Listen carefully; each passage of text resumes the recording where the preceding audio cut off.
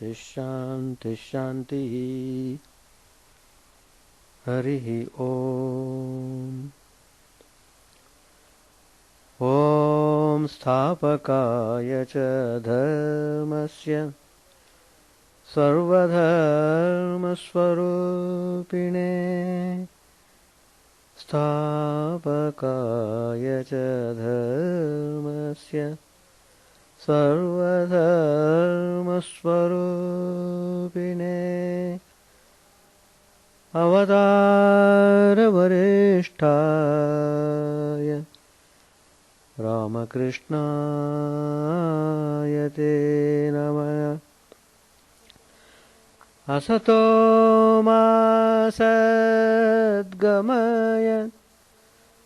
Tamaso Ma Jyotirgamaya Mrityorma Amritangamaya Om Shanti Shanti Shanti. Let us offer our salutations to Sri Ramakrishna, the embodiment of all religions, the Supreme God Incarnate. Let us pray to Him to lead us from the unreal to the real, to lead us from the darkness of ignorance to the light of knowledge, to lead us from death to immortality. Today's topic, I am continuing the last topic which I did in the last class. Waste no more time. One thing, most of the people are very efficient, and that is about wasting time. Anything that is bereft of spirituality is considered a waste.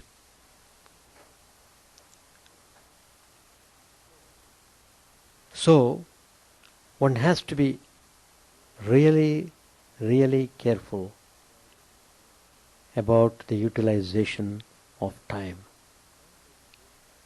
Time doesn't wait for anyone. It simply runs on. Its nature is to run. So unless we do spiritual sadhana seriously, unless we do that, we will not be able to overcome suffering in life. We can't really experience everlasting peace or bliss. Peace and eternal happiness come only through practice of spirituality.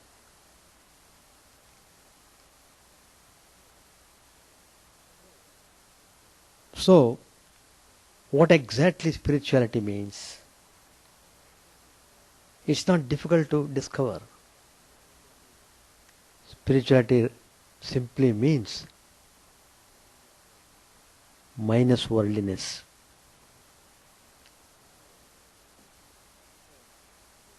So, every day we should ask ourselves, how much I am worldly, how much I am spiritual. Don't wait for somebody else to observe you and talk about. We should observe ourselves. We are quite intelligent to know, if we really want to, how much we are worldly, how much we are not. So, worldliness means attachment to the things of the world, attachment to kith and kin and persons, and hankering after varieties of entertainments alluring entertainments in the world. So the more and more we run after them, we are becoming more and more worldly. So we can really find out how much percentage I am worldly, how much I am spiritual.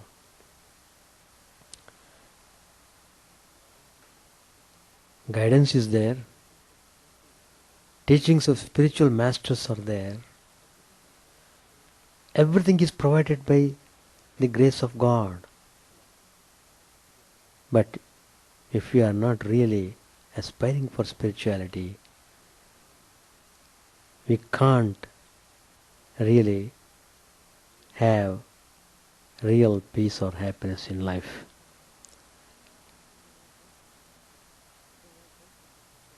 So we have dealt with this subject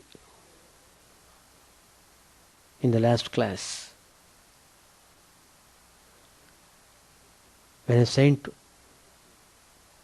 wanted to guide the disciple, he was crying, "Sir, please give me some time. I am still young. Still I have got some desires. I am asking only for some time." Then the saint gave, "All right, have the fun.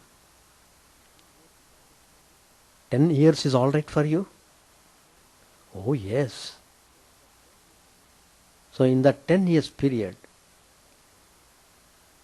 he married, he got children, he got the taste of what really worldliness means. Just at the end of 10 years, the saint again appeared at the entrance of the home.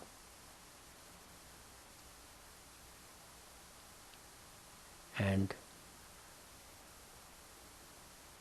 he was calling the disciple, "Well,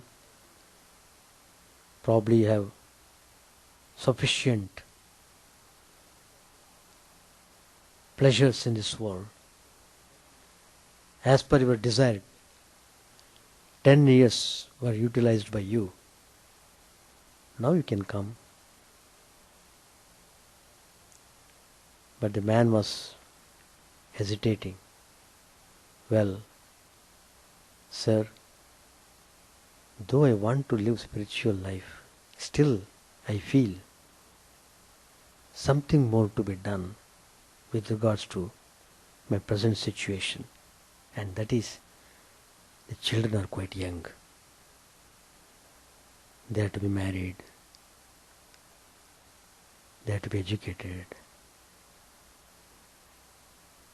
So I request you to give some more time." "All right, take 10 years more, don't worry." The disciple was very happy. Guru is so gracious, he is giving time. Well, during that 10 years period, so many things happened. He did give education to the children, he did marry them, all the things he did, all the worldly duties and responsibilities which people cry about. Duty, duty, duty, like that. When it comes to spirituality, they won't utter even a word. When it comes to their family matters, duty, they shout. Well, it's natural. We should not be upset over that. So, at the end of 20 years, again the saint came. "Well, my boy, where is my boy? He is not to be found." The wife of the person had a sad look. She said, "Oh, my husband passed away." But the saint was a real saint. He could know where that soul had gone. He has not gone anywhere. He has come there, staying in the home in the form of a dog. Of course, he died, but he was born as a dog, and now he is enjoying the beautiful smell of the worldliness. And saint could recognize. He called the dog. Well, I know who you are. Are you satisfied? 20 years time I have given you. Now will you please come to me? I will guide you, take you towards spirituality. Then the dog was not even prepared, even at that time. By the power of the Guru, the dog could speak. It said, Master, it is true, my children are educated, they are married, they are earning a good lot of money, true. But I find that I have got some enemies. So, still I have got some duty to protect them from enemies. Will you please give me some more time? Afterwards I don't ask for time at all. All right. How many years more you want? 7 years? Oh yes, 7 years take. Guru was very gracious. After 7 years, the saint came to see his disciple. What was the condition of the disciple? There was no more dog there. It is dead. Nobody knew what happened to that soul, but the saint could know. He searched all the corners of the home. Then he found out, well, that soul is in the form of cobra. It is staying at the corner, guarding the iron safe, which has got jewelry and cash, etc. Valuables. It is guarding that. So, when the people, household, they said, no, that person has gone, that dog is dead, we don't have any more, that person. No, don't worry. He is still there. But they didn't know that cobra was living at the corner, guarding the iron safe. The saint told, go, look at that corner. There's a cobra. Don't be afraid, it won't bite you. But break its back and bring it to me. They were surprised, and they brought him as the master said, and the saint threw that snake over his neck and he left the place. On the way, he asked, well, so much time you have taken, still you didn't learn? Still you are finding some reason?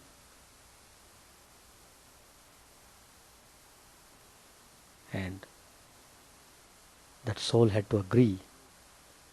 It could not escape the taint of worldliness because of attachment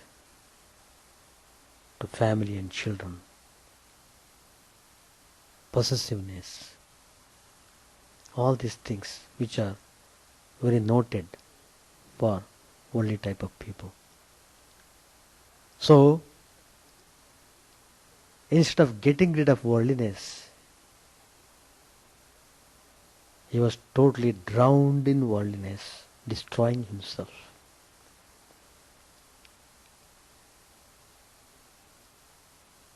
Ending in the life of a snake. What a wretched life. So the point is,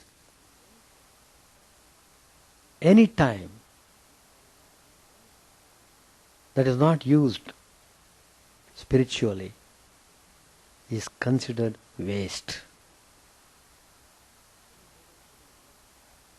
Any moment which is not remembered by the divine name of the Lord is considered waste. So,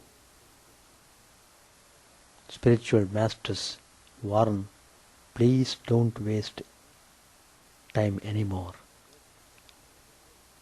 You have wasted sufficiently. There's no hope of hanging on the time. Simply start immediately with all zealousness spiritual life, because being worldly you have built up tremendous negative samskaras in the mind which are stumbling block for spiritual life. The channel is obstructed, the mind channel through which the spiritual power has to flow is blocked up by these negative samskaras. So, that's the position. Then a devotee asked, Master is asking the question to Sri Ramakrishna, is there no help then for such a worldly person?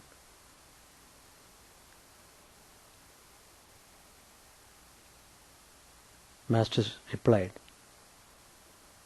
why not? Certainly there is. From time to time,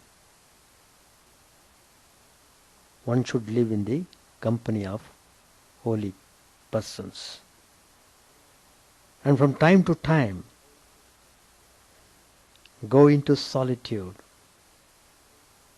to meditate on God. Solitude does not mean idle away the time. No. Idling is totally prohibited in spiritual life. You should never be idle.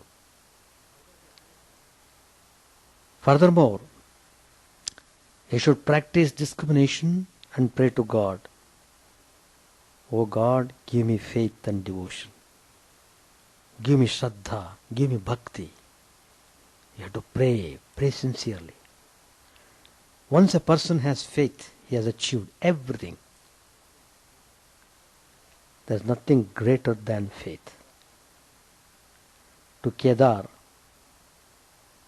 Sri Ramakrishna said, you must have heard about the tremendous power of faith. It is said in the Purana that Sri Ramachandra, who was God himself, the embodiment of absolute Brahman, had to build a bridge to cross the ocean to Ceylon. But Hanuman, trusting in Sri Rama's name, cleared the ocean in one jump and reached the other side. He had no need of a bridge. Everybody laughed.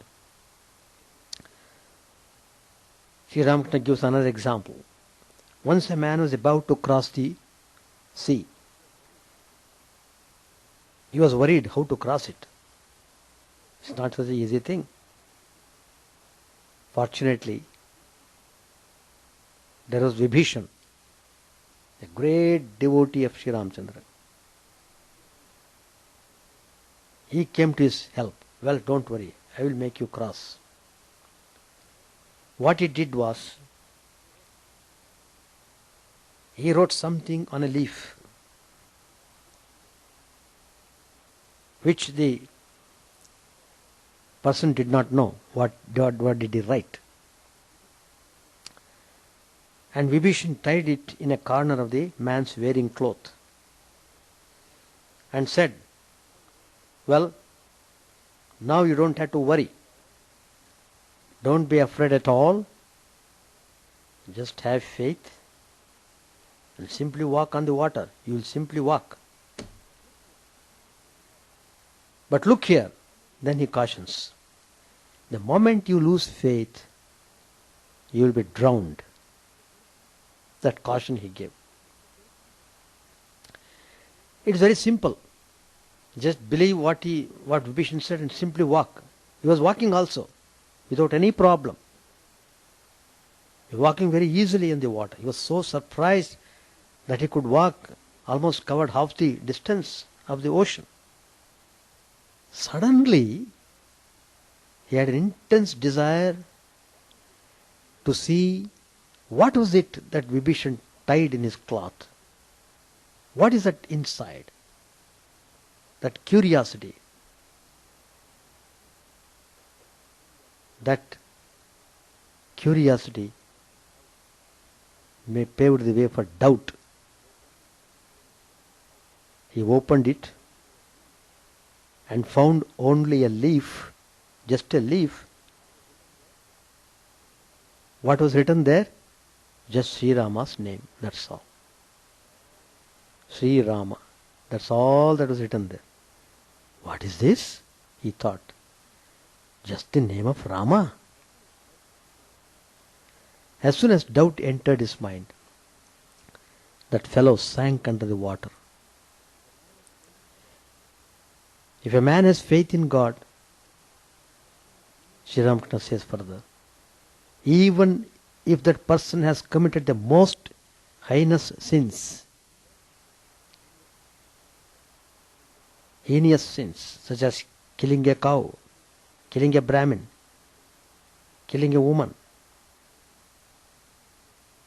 even then he will certainly be saved through his faith. Let him only say to God, "O Lord, I will not repeat such an action." And he need not be afraid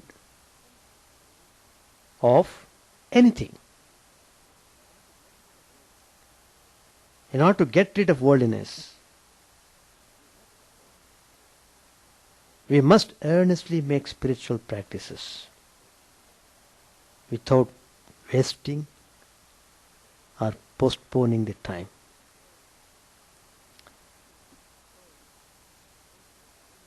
So, one should really seriously think about this warning.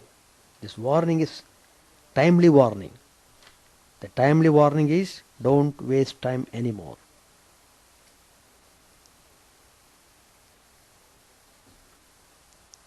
Swami Brahmananda ji, one of the dear disciples of Sri Ramakrishna, his spiritual teachings are recorded in the book Eternal Companion. It's an excellent book for spiritual seekers. It's a spiritual guidebook. Please read that book over and over again.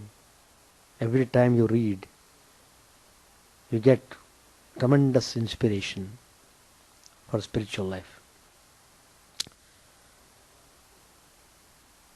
Swami Brahmananda says, in order to have meditation and concentration, you must practice in solitude. The more you will try, the more you will achieve.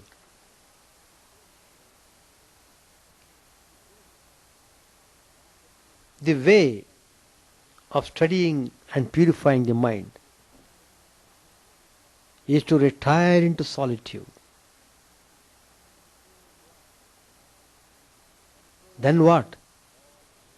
Control all cravings. Then what? Engage yourself in contemplation and meditation. Unless a person spends some time in solitude or in the company of holy, he can't understand his own mind. It is very difficult to grow spiritually in the midst of tumult and confusion.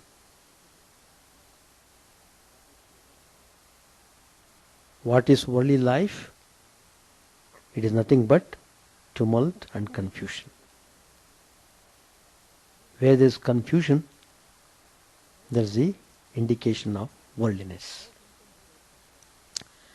Without intense love for God, it is very difficult to practice spiritual disciplines in the right way, even after retiring into solitude. So love you must have. When you are alone, there is always a possibility of serious consequences.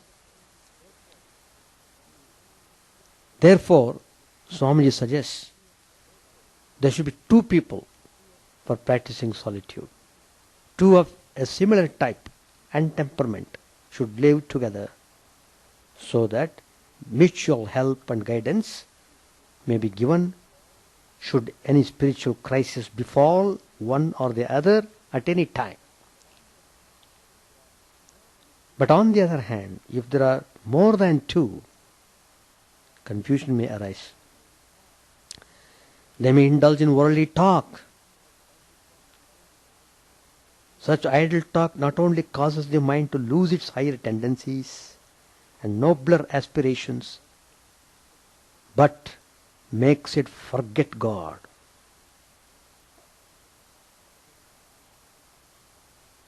Just it reminds me, see, we had recently Ramnam in devotees' home. Many devotees of different grades had come there.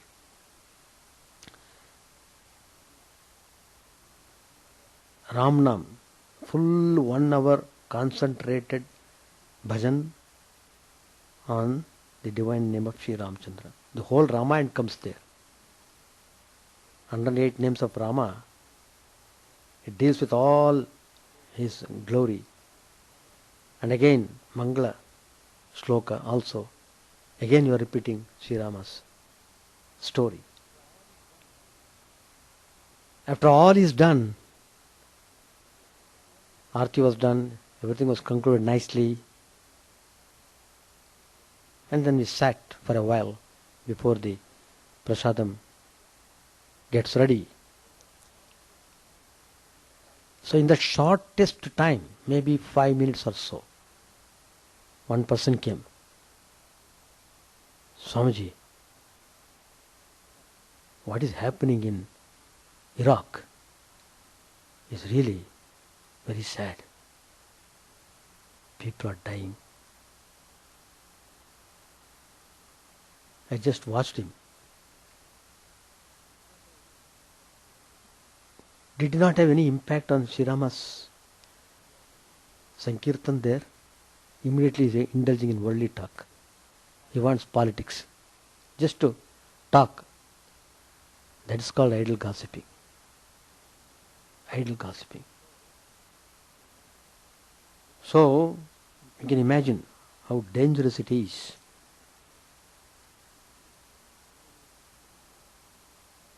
Worldliness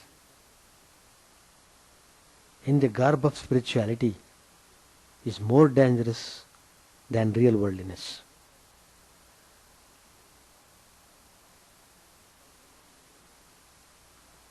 Swami Brahmanji again warns, well,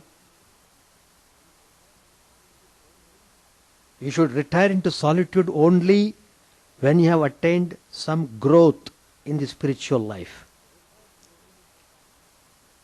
To retire from human society before one is ready is unwise.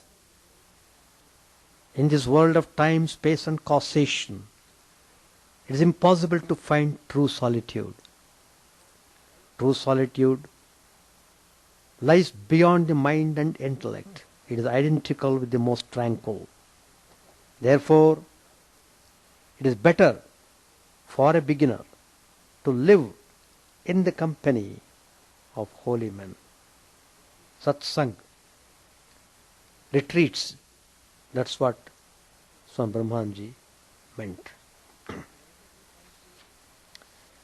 If you meditate in solitude, what will happen?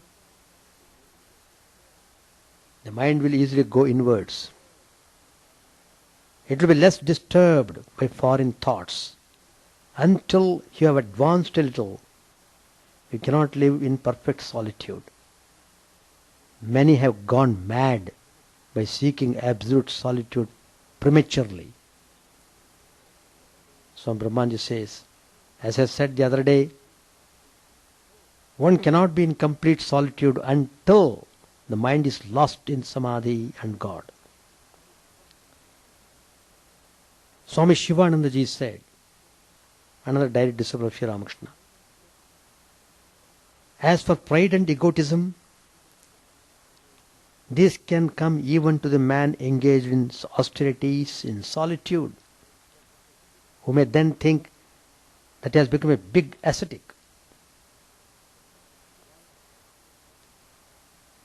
Well, Swamiji said, I understand you go to some solitary place now and then. Solitary living is very fruitful, as the master pointed out. But this does not mean that you will not make any spiritual progress at all without that. You are now living in solitude. Practice the spiritual disciplines with your whole heart and mind. Struggle to engage yourself vigorously in worship and meditation. You will then find that the Lord will pave the way to the goal, Swami Premanji said. Retire into solitude occasionally. Practice discrimination and self-analysis, and try to discover the subtle obstacles that obstruct your path to spiritual progress. You will find that there are many subtle impressions, habits of thought and action lying dormant and hidden in the subconscious regions of the mind. Analyze yourself in solitude, find out the obstacles and then struggle without compromise to remove them. Swami Turiyananji said, to make oneself fit, association with monks and occasional retirement into solitude are necessary. As people become spiritual minded, a place to retire to from time to time becomes a necessity. The most spiritual men retire from the world occasionally, even though their particular work is in the world. Swami Abhedananji said, there is no need for you to be impatient for doing japa or meditation and flying to solitude for that purpose. Sri Ramakrishna used to say, meditate in a corner or in the forest or in the mind. The sadhaka who lives in a city can sit inside the mosquito curtain and easily do his japa and meditation in the night without distraction. If you want, you can do it. It's not impossible. There comes the important point to note.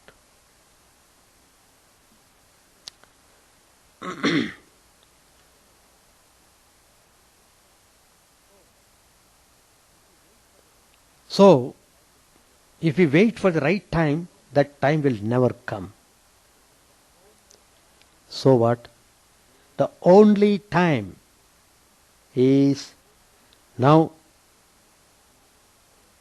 The only time is now. There are 3 steps to spiritual realization. Hearing the truth, reasoning upon the truth, and meditation on the truth. What is hearing the truth like? It is like listening to music as a deer does, fascinated by it. He is completely unaware of the hunter aiming at him. To meditate on the truth is to become absorbed like the legendary cockroach, which gives up its own nature and becomes a caterpillar by constantly thinking of a caterpillar.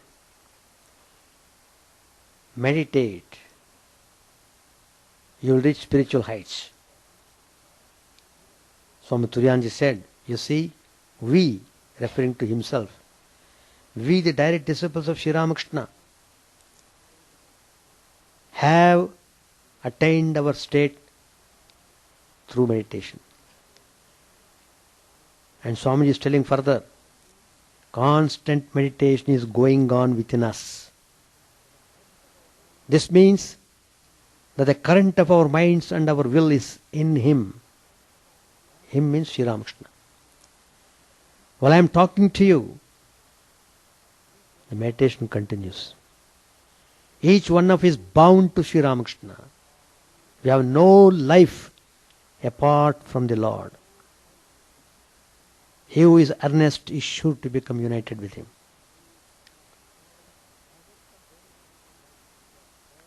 I have met some holy men in my life who are very learned, pandits.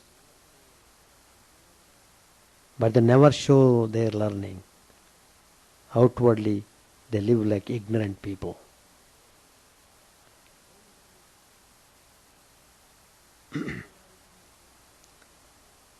A holy man is he who does not keep his senses engaged in objects. He has transcended them. We are much indebted to Gopal Da, Swami Advaitananda ji, another direct disciple of Sri Ramakrishna, because we learned the secret of work from him. He was organized and concentrated in everything he did, and he was very methodical in his habits until his last day. Swami Advaitananda ji regularly practiced meditation.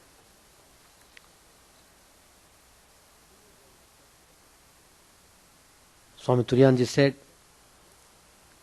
immediately after death, a guide comes from a certain plane to take the spirit there. Among the many spheres, there is the realm of the fathers, Pitraloka, the realm of the gods, Devaloka, the realm of death, Yamaloka, and the realm of Brahma, Brahmaloka. According to the spiritual development of an individual, the person goes to a particular realm. But you know, everything is in the mind. Take a person's life on earth. If their heart is pure and if they are desireless, they find heaven everywhere. All planes are the same to them. Gold remains gold even if it lies in the mud. Swamiji used to say, Swamiji means Vivekananda, he used to say, even he who has seen only a ghost is more spiritual than book-learned pandits. Take complete refuge in God. Call on Him. Then all your worldliness will be wiped out. What is afterlife? There is the body, but without bones and flesh. First be balanced and calm, then you can help others. If you are torturing yourself, how can you expect to lift others up? It's not good to feel free in the sense that you think you can do whatever you please. Seeking for praise is a great obstacle in spiritual life. People want patting all the time. The more you pat, the more they are pleased. But there is an obstacle in spiritual life. Some people believe that it does not make any difference what they really are as long as others think well of them. They keep their faults hidden. But one should cultivate the attitude, I must purify myself, I must be good. I don't care what others may say about me. The Lord knows our innermost heart. Of this we must convince ourselves first and then turn our gaze towards Him. Thus only does man become fearless. Swami Chidananda said, I used to consider myself a follower of the path of knowledge. I used to study the scriptures and think I will attain samadhi immediately. After I came to Sri Ramakrishna, I learned what spiritual realization means and what samadhi means. Try to follow an ideal in everything. No part of our life is in vain. What is the purpose of life? It is to reach perfection. But in everything you must follow an authority. As a rational being you can't say, I eat, drink and make merry. Such a life is the life of the brute. Be a devotee, but don't be a fool. You must be alert in everything. Sri Ramakrishna used to say, look at me. The Divine Mother has placed me in such a state that I can hardly keep clothes on my body, and yet I am not forgetful. The Master told us, he who is careless is foolish. In our scriptures too we read that a careless person gradually degrades himself. Always be on your toes. To be a man is to be alert, conscious. If you become unconscious, then be unconscious with full consciousness. That is samadhi. Like Sri Ramakrishna. He used to lose external consciousness in ecstasy. When someone sang a devotional song, immediately he would go into samadhi. But even a slight mistake in the music would cause him pain and bring him back to ordinary consciousness. Struggle to keep yourselves awake and watchful. Then it will become a habit with you. Be alert. Discrimination is always good. Try to discriminate between good and evil. Then go beyond both good and evil. There must be some ideal standard or criterion by which you can guide yourself. Otherwise your life will be aimless. Every day make the effort to reach your ideal. Don't waste time. There is an indivisible, changeless time, that is Brahman. What is known as divisible time exists only in the mind. Annihilate the mind and time stops. The whole phenomenal universe is in the mind. Everything exists for the moment. Now he is, then he is not. But beyond these changeable phenomena, there is an unchanging witness. He is the one immutable reality, lending an appearance of permanence to the changing phenomena. There are some great souls who live in that indivisible, changeless time. To them, this whole universe appears momentary and unreal. Swami Vivekananda dwelt in that state much of the time. But you see, we normally live on this relative plane. Maya, the cosmic illusion, is such that though you drive it away, it comes back. And Turiyanji gives his experience. He tells, once I was sitting on the bank of the Ganges meditating. I lost external consciousness. It was about 3 o'clock in the morning when I came to. Someone said, let us go home. These words were like a stunning blow to me. You see, I had no home at that time. And I realized that the desire to go home had come from my own mind. Through practice of discrimination, I understood that birth, lineage, race and country are all figments of the imagination. Then I took a vow to erase all such ideas from my mind. This little incident made a deep impression on me. I think we should stop here. Well, let us not waste time anymore. What is gone is gone. Present is with us. Let us make use of the time properly, spiritually. That's all that is needed. After a few minutes, Sri Ramakrishna broke his silence. He asked Narendra by a sign whether he had seen a tuft of hair on Buddha's head. Narendra said, no sir. He seems to have a sort of crown. His head seems to be covered by strings of Rudraksha beads placed on top of one another. Master asked, and his eyes? Narendra said, they show that he is in samadhi. Sri Ramakrishna again became silent. Narendra and the other devotees looked at him intently. Suddenly a smile lighted on his face, and he began to talk with Narendra. Yam was fanning him. Master said to Narendra, "Well, here you find everything, even ordinary red lentils and tamarind. Isn't that so?" Narendra said, after experiencing all those states, you are now dwelling on a lower plane. Yam said to himself, yes, after realizing all those ideals, he is now living as a bhakta, a devotee of God. Master said, someone seems to be holding me to a lower plane.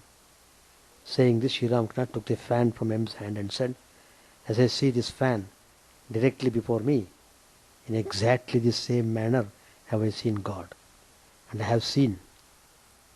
With these words, he placed his hand on his heart. I didn't hear you well. Sri Ramakrishna said again by a sign, I have seen that he and the one who dwells in my heart are one and the same person. Narendra said, yes, Soham. This famous Upanishad statement. I am he. Saha aham. I am he. Master. But only a line divides the two, that I may enjoy divine bliss. Narendra said to him, great souls, even after their own liberation, retain the ego and experience the pleasure and pain of the body, that they may help others to attain liberation. It is like coolie work. We perform coolie work under compulsion, but great souls do so of their own sweet pleasure. Again all fell into silence. After a time, Sri Ramakrishna resumed the conversation. Master said to Narendra and the others, the roof is clearly visible, but it is extremely hard to reach it. Narendra said, yes, sir, Master. But if someone who has already reached it drops down a rope, he can pull another person up. Once a sadhu from Rishikesh came to Dakshineshwar. He said to me, how amazing! I find 5 kinds of samadhi manifested in you. Just as a monkey climbs a tree, jumping from one branch to another, so also does the Mahavayu, the great energy rising in the body, jumping from one center to another, and one goes into samadhi. One feels the rising of the great energy as though it were the movement of a monkey. Just as a fish darts about in the water and roams in great happiness, so also does the Mahavayu move upward in the body, and one goes into samadhi. One feels the rising of the great energy as though it were the movement of a fish. Like a bird hopping from one branch to another, the Mahavayu goes up in the tree of the body, now to this branch and now to that. One feels the rising of the great energy as though it were the movement of a bird. Like the slow creeping of an ant, the Mahavayu rises from center to center. When it reaches the Sahasrara, one goes into samadhi. One feels the rising of the great energy as though it were the movement of an ant. Like the wriggling of a snake, the Mahavayu rises in zigzag way along the spinal column till it reaches the Sahasrara, and one goes into samadhi. One feels the rising of the great energy as though it were the movement of a snake. Rakhal said to the other devotees, let us stop here. He has already talked a great deal. It will aggravate his illness. Shall stop. Chant the name of the Lord and His glory unceasingly, that the mirror of the heart may be wiped clean and quench that mighty forest fire, worldly lust raging furiously within. O name, stream down in moonlight on the lotus heart, opening its cup to knowledge of thyself. O self, drowned deep in the waves of His bliss, tasting His nectar at every step, bathing in His name, that bath for various souls. Various are thy names, O Lord. In each and every name thy power resides. No times are set, no rites are needful for chanting of thy name. So vast is thy mercy, how huge then is my wretchedness, who find in this empty life and heart no devotion to thy name. O my mind, be humbler than a blade of grass, be patient and forbearing like a tree, take no honor to thyself, give honor to all, chant unceasingly the name of the Lord. O Lord and soul of the universe, mine is no prayer for wealth or retinue, the playthings of lust or the ties of fame. As many times as I may be reborn, grant me, O Lord, a steadfast love for thee. A drowning man in this world's fearful ocean is thy servant, O sweet one. In thy mercy consider me as dust beneath thy feet. Oh, how I long for the day when the instant separation from thee, O Lord, will be as 1,000 years, when my heart burns with his desire, and the world without thee is a heartless void. Prostrated at thy feet let me be, in unwavering devotion, neither imploring the embrace of thine arms, nor bewailing the withdrawal of thy presence, though it tears my soul asunder. O thou who stillest the hearts of thy devotees, do with me what thou wilt, for thou art my heart's beloved, thou and thou alone. O Lord, lead us from the unreal to the real, lead us from darkness to light, and lead us from death to immortality. May all be free from dangers, may all realize what is good, may all be actuated by noble thoughts, may all rejoice everywhere. May all be happy, may all be free from disease, may all realize what is good, may none be subject to misery. May the wicked become virtuous, may the virtuous attain tranquility, may the tranquil be free from bonds, may the freed make others free. May good betide all people, may the sovereign righteously rule the earth, may all beings ever attain what is good, may the worlds be prosperous and happy. May the clouds pour rain in time, may the earth be blessed with crops, may all countries be freed from calamity, may holy men live without fear. May the Lord, the destroyer of sins, the presiding deity of all sacred works, be satisfied, for he being pleased, the whole universe becomes pleased. He being satisfied, the whole universe feels satisfied.